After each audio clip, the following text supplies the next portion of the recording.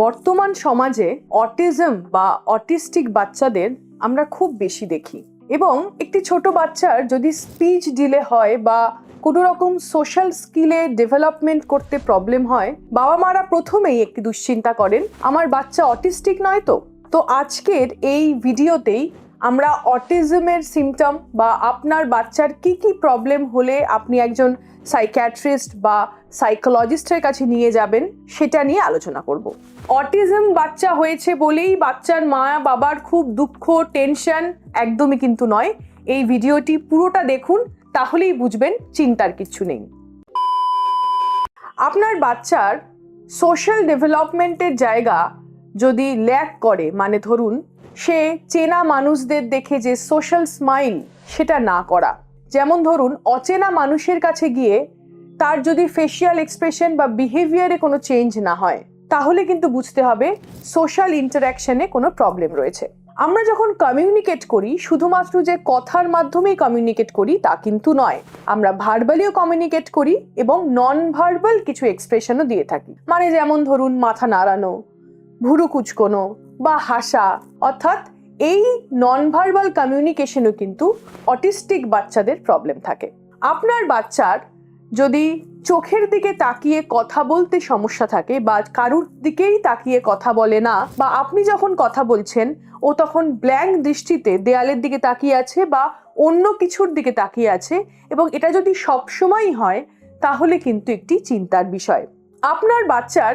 Emotional regulation যদি proper না হয়, অর্থাৎ যেই বিষয় নিয়ে আপনারা সবাই হাসছেন বা যেটা নিয়ে আপনারা চিন্তিত বা যার জন্য আপনাদের কিছু ফেশিয়াল এক্সপ্রেশন চেঞ্জ হচ্ছে, কিন্তু আপনার বাচ্চার ভেতরে ইমোশনাল চেঞ্জেস কিছু লক্ষ্য করছেন না, তাহলে কিন্তু আপনাকে একটু ভাবতে হবে।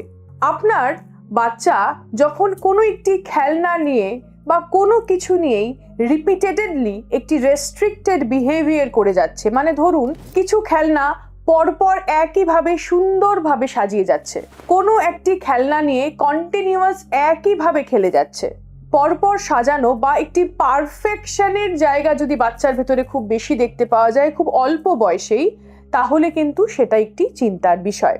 বাচ্চার ভেতরে যদি হাইপার সেন্সিটিভিটি থাকে, অর্থাৎ খুব বেশি লাইটে যদি বাচ্চার খুব প্রবলেম হয়, বা ধরুন খুব বেশি আওয়াজে বাচ্চার যদি প্রবলেম হয়, ধরুন বাইরে কোথাও বাজি ফাটছে বা খুব জোরে গান চলছে, বাড়িতেই হয়তো আপনি জোরে গান চালিয়েছেন, বাচ্চা সেটাকে নিতে পারছে না, বা ধরুন শীতকালে যেরকম আমরা সোয়েটার পরি বা অন্য টেক্সচারের জামা কাপড় পরি তাতে বাচ্চার কিছু প্রবলেম হচ্ছে,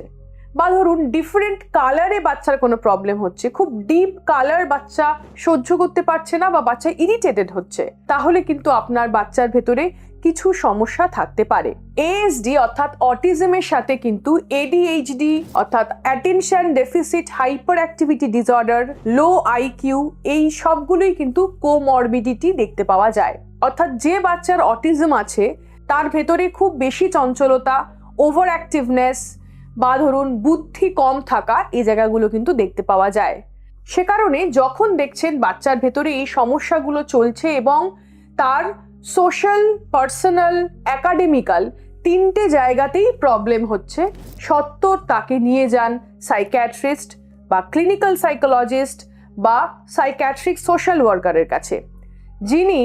লাইসেন্স প্রদত্ত আছেন এবং তার একটি সাইকোমেট্রিক টেস্ট করবেন যার দ্বারা অটিজম নির্ণয় করা যাবে এবং তারপরে প্রয়োজন অনুযায়ী তার থেরাপি, তার প্যারেন্টিং, তার বিহেভিয়ারাল থেরাপি, তার ট্রিটমেন্ট হবে। এবং অনেক অটিজম বাচ্চা আছে যারা মূল স্রোতে ফিরতে পারে, কোনো রকমই সমস্যা হয় না, মাইল্ড জায়গা থাকলে কিন্তু সেখান থেকে বাচ্চাকে আমরা তুলে নিয়ে আসতে পারি মূল স্রোতে। ভালো থাকবেন, বাচ্চাকে ভালো রাখবেন।